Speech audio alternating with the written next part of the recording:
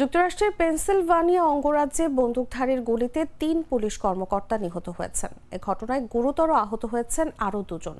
স্থানীয় কর্তৃপক্ষ জানিয়েছে, পারিবারিক সহিংসতার ঘটনা তদন্ত করতে গিয়ে হামলার শিকার হন ওই পুলিশ সদস্যরা। Pennsylvania state police commissioner colonel Christopher Paris বলেন, হামলাকারী ঘটনাস্থলেই পুলিশের গুলিতে নিহত হয়েছেন। স্থানীয় সময় বুধবার দুপুর ২টার কিছুক্ষণ পর এই ঘটনা ঘটেছে।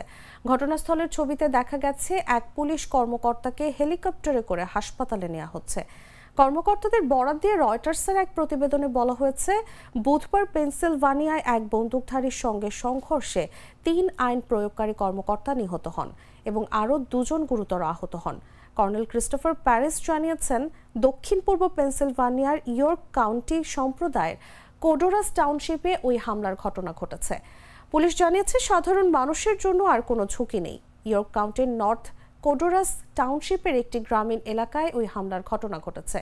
এটি ফিলাডেলফিয়ার প্রায় ১৬০ কিলোমিটার পূর্বে অবস্থিত। কর্মকর্তারা জানান, একদিন আগে শুরু হওয়া একটি তদন্তের অংশ হিসেবে তারা সেখানে গিয়েছিলেন।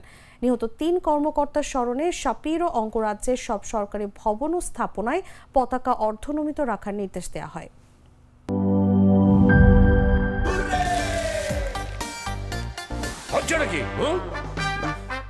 সিচুয়েশন যেমনই হোক, হুররে থাকলে নো টেনশন। মিল্ক ক্রিম আর এক্সাইটিং ফ্রুট ফ্লেভারে তৈরি হুররে ওয়েফারের মাঞ্চি টেস্টে আপনিও বলবেন টেনশন দূর রে, হয়ে যাক হুররে।